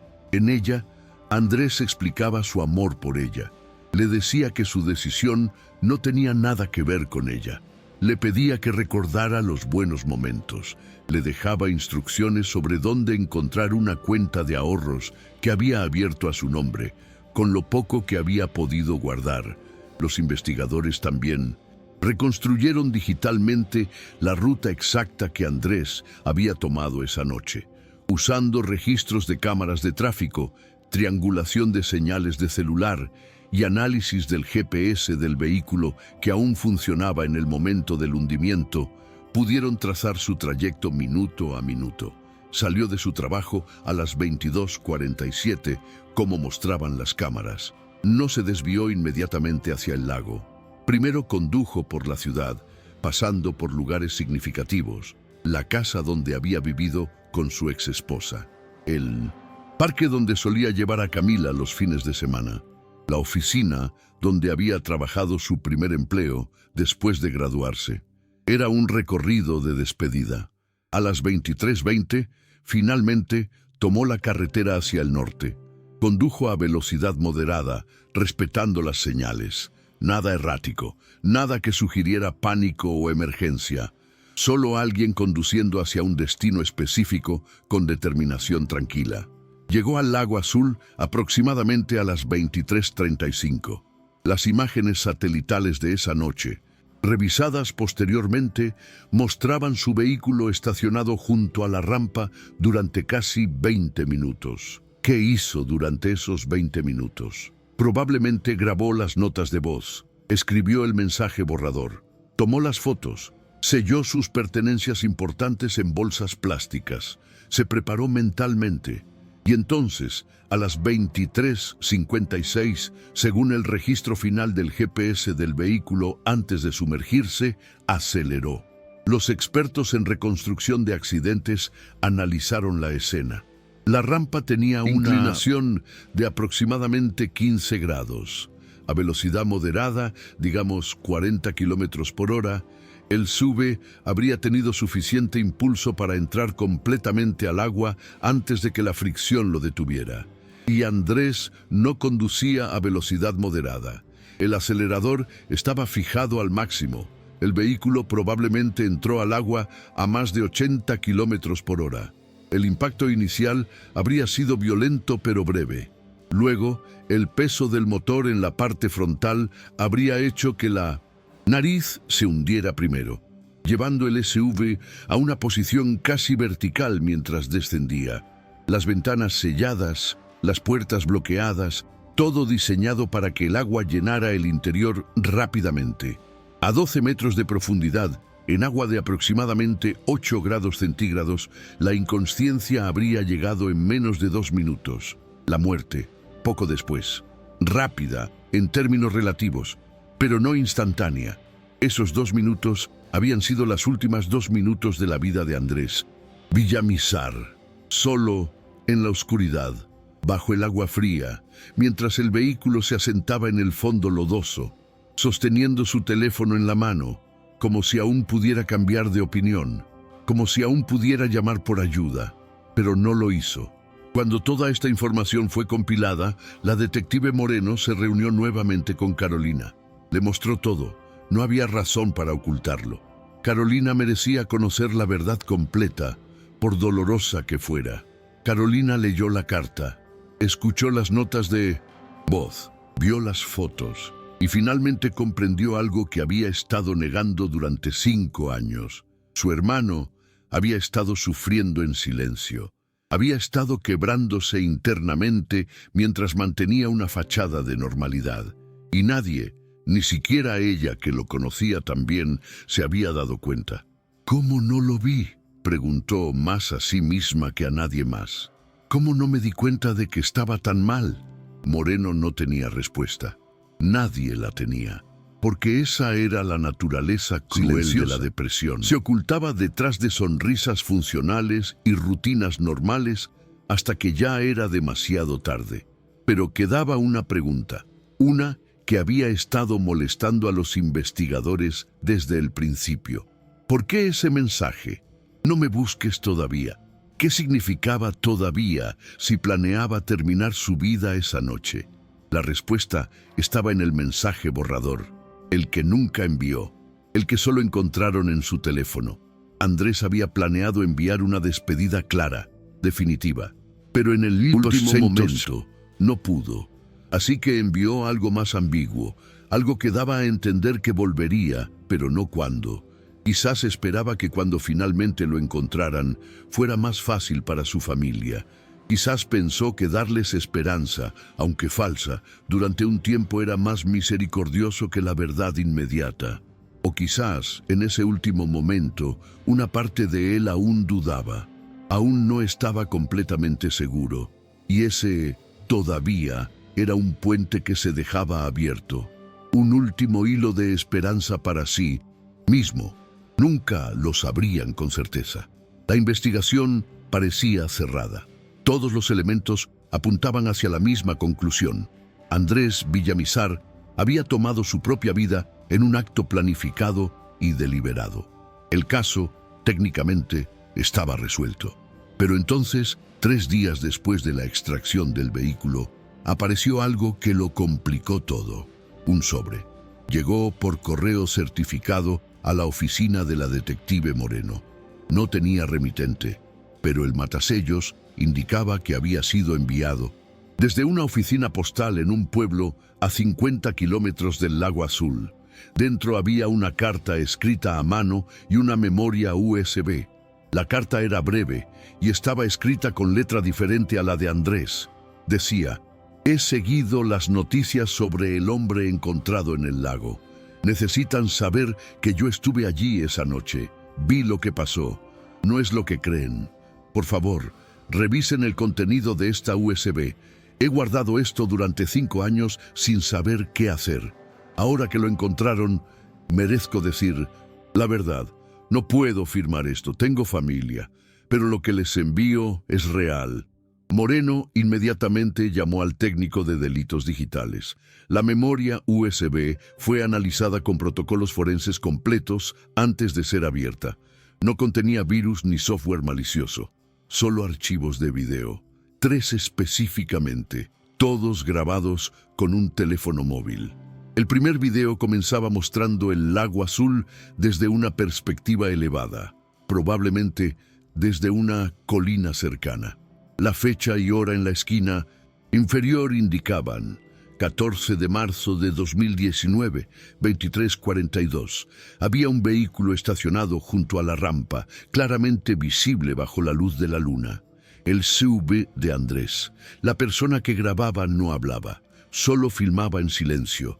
El video era inestable, como si estuviera siendo sostenido con manos nerviosas o filmado desde una posición incómoda. Se escuchaban sonidos de la noche, grillos, viento suave, agua lamiendo la orilla. Durante varios minutos no pasaba nada. El SUV permanecía estático. Luego, luces de freno se encendieron brevemente. La persona que grababa hizo zoom, acercándose al vehículo tanto como su cámara permitía. Se podía ver vagamente una silueta en el asiento del conductor. Entonces ocurrió algo inesperado. Las luces de otro vehículo aparecieron en el camino de acceso. Un segundo auto se acercaba al lago. Moreno pausó el video, rebobinó, reprodujo de nuevo. Definitivamente era otro vehículo, pequeño, probablemente un sedán. Se detuvo a unos 20 metros del SUV. Las luces, pero el motor seguía encendido. Nadie salió. El video continuaba. Durante casi 2 minutos, ambos vehículos permanecieron allí, inmóviles. Luego, algo cambió. El SUV encendió sus faros. Las luces iluminaron el agua oscura adelante. Y sin más aviso, aceleró. La persona que grababa hizo un sonido ahogado, claramente sorprendida. La cámara siguió al SUV mientras entraba al agua con velocidad brutal. Hubo un gran chapuzón, agua salpicando en todas direcciones, iluminada por los faros que aún brillaban bajo la superficie durante unos segundos antes de apagarse.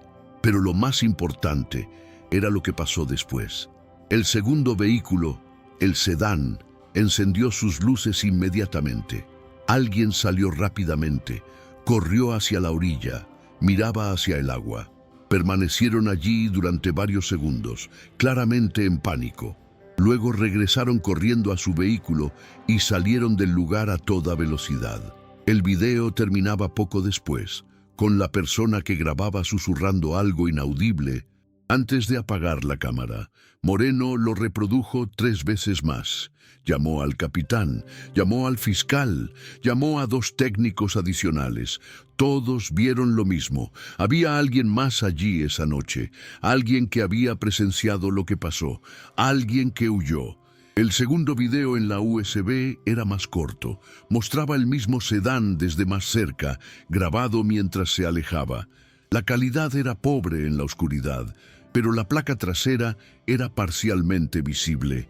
No todos los caracteres eran legibles, pero suficientes para comenzar una búsqueda. El tercer video parecía haber sido grabado días después. Mostraba el mismo sedán estacionado frente a una casa en lo que parecía ser una zona residencial. La persona que grababa había seguido al vehículo, había averiguado dónde vivía su dueño. El video mostraba la dirección de la casa, el número visible en el buzón. Moreno sintió cómo el caso que creía cerrado se abría de nuevo, ahora con una dimensión completamente diferente. ¿Quién era la persona en ese segundo vehículo? ¿Qué relación tenía con Andrés? ¿Por qué estaban allí esa noche? ¿Y por qué huyeron? La búsqueda en la base de datos de vehículos arrojó 12 posibles coincidencias con los caracteres parciales de la placa. Fueron reducidas a 5, después de verificar modelos y colores. De esas 5, solo 3 estaban registradas en la región donde ocurrieron los hechos. Tardó 2 días rastrearlas todas. La tercera fue la correcta.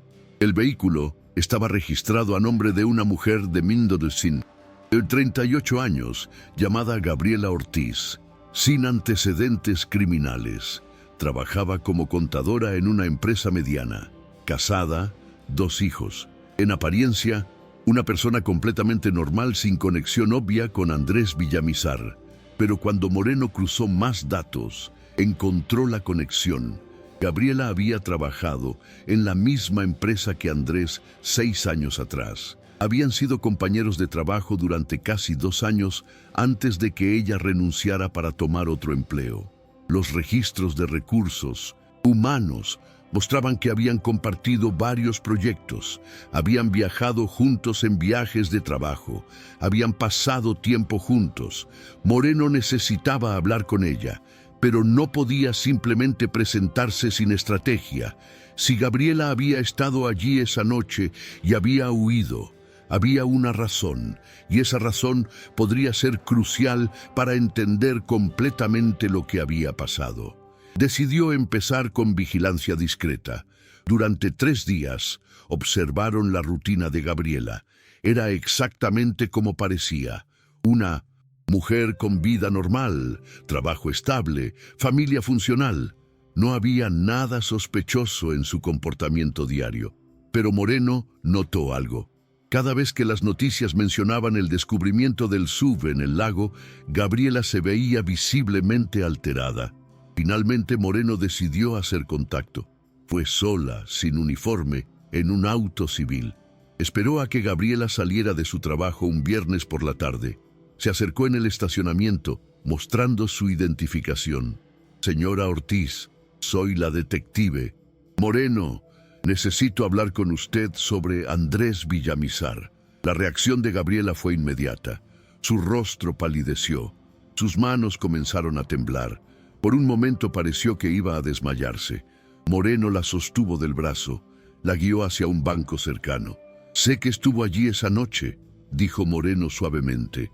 Tengo video. No está en problemas, Gabriela, pero necesito saber qué pasó. Necesito saber por qué estaba allí. Gabriela comenzó a llorar. No eran lágrimas discretas. Era un llanto profundo, acumulado durante 5 años. Entre sollozos comenzó a hablar. Traté de detenerlo, dijo. Juro por Dios que traté de detenerlo.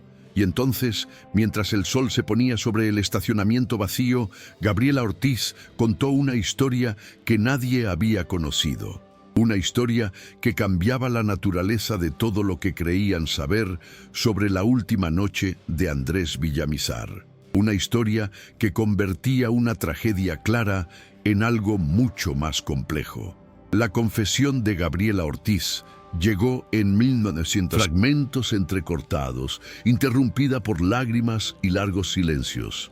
Pero eventualmente la historia completa emergió, y era más complicada de lo que nadie había imaginado. Gabriela y Andrés habían tenido una relación años atrás. No fue un romance prolongado ni particularmente dramático. Ocurrió durante esos 2 años en que trabajaron juntos, en medio de su divorcio con su esposa. Fue breve, intenso, y terminó cuando Gabriela decidió aceptar otro trabajo en otra ciudad y reconstruir su propia vida. Ambos acordaron cortar contacto limpiamente. Andrés se centró en su hija. Gabriela se centró en su familia. Parecía un cierre maduro, pero Andrés nunca cerró realmente ese capítulo. Guardó su número. Durante los años siguientes, ocasionalmente le enviaba mensajes. Nada inapropiado, solo actualizaciones de vida, preguntas sobre cómo estaba. Gabriela respondía brevemente, manteniendo distancia pero sin ser cruel. Creía que era inofensivo, hasta aquella noche de marzo. A las 22:30 del 14 de mail, Gabriela recibió un mensaje de Andrés. Era diferente a los anteriores. Decía: «Necesito verte una última vez. Por favor, es importante». Gabriela dudó. Había algo en el tono que la inquietó. Intentó llamarlo. Él no contestó, pero le envió la ubicación. El lago azul. Gabriela no debió haber ido. Lo sabía entonces y lo sabe ahora. Tenía familia esperándola en casa. Tenía responsabilidades. Pero algo en ese mensaje, en esa urgencia, la asustó lo suficiente como para conducir hasta allá. Pensó que quizás Andrés estaba en problemas, que necesitaba ayuda, que podía hablar con él, asegurarse de que estuviera bien y luego irse. Llegó al lago aproximadamente a las 23:40. Vio el sub de Andrés estacionado junto a la rampa. Se detuvo a distancia, insegura de qué hacer. Andrés estaba dentro del vehículo. Ella podía ver su silueta. No se bajó de su auto. Solo esperó, pensando que él vendría a hablar con ella. Pero Andrés no salió. En cambio, después de unos minutos, sus faros se encendieron y entonces aceleró directo hacia el agua. Gabriela gritó, saltó de su auto, corrió hacia la orilla. Vio cómo el SUV se hundía rápidamente, las luces desapareciendo bajo la superficie oscura. Por un momento quedó paralizada, incapaz de procesar lo que acababa de presenciar. Luego sacó su teléfono, marcó emergencias, pero antes de que conectara, se detuvo. ¿Qué iba a decir?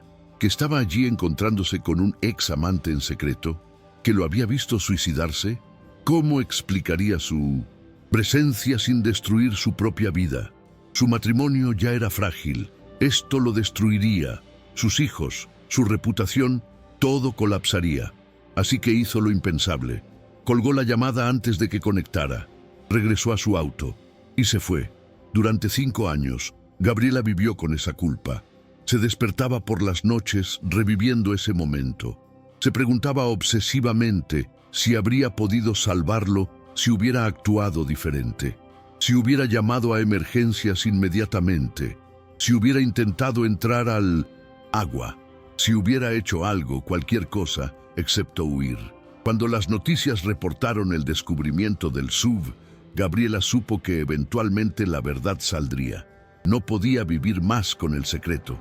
Por eso envió el sobre anónimo con los videos. No eran suyos. Pertenecían a alguien más que había estado allí esa noche. Alguien que ella nunca identificó, pero cuya existencia confirmaba su historia. Alguien que también había sido testigo y había elegido permanecer en silencio. La detective. Moreno escuchó todo esto sin interrumpir. Cuando Gabriela terminó, hubo un largo silencio. Finalmente, Moreno preguntó la única pregunta que importaba. ¿Andrés sabía que usted estaba allí? Gabriela asintió lentamente. Le envié un mensaje cuando llegué. Le dije que estaba allí, que podíamos hablar. Él leyó el mensaje, vi las marcas de lectura, pero no respondió, solo aceleró. Eso cambiaba todo. Andrés sabía que había alguien observando, sabía que Gabriela estaba allí, y aún así procedió con su plan. ¿Por qué? ¿Qué esperaba lograr haciéndola presenciar su muerte? Moreno confrontó a Gabriela con esta pregunta. Gabriela tenía una teoría, aunque admitía que podía estar completamente equivocada. Creía que Andrés la había citado allí porque necesitaba un testigo, alguien que supiera que su muerte no fue un accidente, alguien que eventualmente pudiera decirle a su familia que él había tomado esa decisión conscientemente. Quizás pensó que sería más fácil para ellos saber la verdad que vivir en incertidumbre perpetua. O quizás, en algún nivel retorcido, era una forma de mantenerla conectada a él para siempre, de asegurarse de que ella nunca lo olvidara, de convertirla en parte permanente de su narrativa final. Nunca lo sabrían con certeza. Cuando Carolina fue informada de esta nueva información, su reacción fue compleja. Estaba furiosa con Gabriela por no haber llamado a emergencias, por haber huido, por haber guardado silencio durante 5 años mientras la familia sufría sin respuestas, pero también entendía en algún nivel profundo y doloroso que la decisión de Andrés había sido suya, que nadie más podía cargar con esa responsabilidad. El fiscal revisó toda la evidencia y determinó que, aunque moralmente cuestionable, Gabriela no había cometido ningún delito técnico. No tenía obligación legal de rescatar a alguien en esas circunstancias. No había obstruido activamente la justicia. Había sido testigo de una tragedia, no participante. Viviría con la culpa, pero no enfrentaría cargos. El caso de Andrés Villamizar fue oficialmente cerrado 3 semanas después del descubrimiento del vehículo. La causa de muerte: suicidio por inmersión, premeditado, planificado, ejecutado con determinación inquebrantable. Un hombre que había alcanzado un punto de no retorno y había elegido terminar su sufrimiento de la única manera que creía posible. Pero para Carolina, el cierre administrativo del caso no significaba paz. Significaba finalmente poder enterrar a su hermano. Significaba poder decirle a Camila, ahora de 12 años, qué le había pasado a su padre. Significaba poder comenzar el verdadero proceso de duelo, no el limbo suspendido en el que había existido durante 5 años. El funeral se llevó a cabo un sábado soleado. Asistieron más personas de las que Carolina esperaba, compañeros de trabajo que lo recordaban con afecto, vecinos que habían participado en las búsquedas originales, incluso algunos periodistas, manteniendo distancia respetuosa, y Gabriela Ortiz, quien se quedó en la parte trasera, llorando en silencio, sin atreverse a acercarse. Carolina pronunció un elogio que era honesto de una manera brutal. Habló del Andrés que conocía, dedicado, responsable, amoroso, pero también reconoció al Andrés que no conocía, el que sufría en silencio, el que ocultaba su dolor, el que eventualmente no pudo seguir adelante. No lo romantizó, no lo santificó, solo lo recordó como era, humano, complejo, imperfecto. Mi hermano tomó una decisión que no, dijo frente a la multitud reunida, pero también sé que estaba sufriendo de maneras que ninguno de nosotros comprendió. No justifico lo que hizo, pero lo amo y siempre lo amaré. Y espero que, donde sea que esté ahora, finalmente haya encontrado la paz que no pudo encontrar aquí. Después del funeral, Carolina regresó al lago azul una última vez. Se paró en la orilla, mirando el agua que ahora conocía tan íntimamente, el lugar donde su hermano pasó sus últimos momentos, el lugar donde un secreto estuvo oculto durante 5 años antes de ser finalmente revelado. Se preguntó qué habría pasado si hubieran encontrado el vehículo más temprano, si la búsqueda inicial hubiera sido más exhaustiva, si alguien hubiera tomado en serio los testimonios sobre el lago desde el principio. ¿Habría cambiado algo? ¿O solo habrían llegado a la misma conclusión dolorosa 5 años antes? No había forma de saberlo. Lo que sí sabía era que el caso estaba resuelto. Pero las preguntas permanecían. ¿Por qué Andrés no pidió ayuda? ¿Por qué ocultó su sufrimiento tan completamente? ¿Qué podría haber sido diferente si alguien hubiera notado las señales? Estas preguntas no tenían respuestas fáciles. Quizás nunca las tendrían. Y esa era quizás la lección más dolorosa de todas, que a veces las tragedias ocurren no porque nadie se preocupe, sino porque el sufrimiento puede estar tan profundamente oculto que nadie puede verlo hasta que ya es demasiado tarde. Carolina lanzó una flor al agua. Vio cómo flotaba un momento antes de comenzar a hundirse lentamente, girando suavemente mientras desaparecía bajo la superficie, como su hermano había desaparecido, como tantas cosas desaparecen cuando miramos hacia otro lado.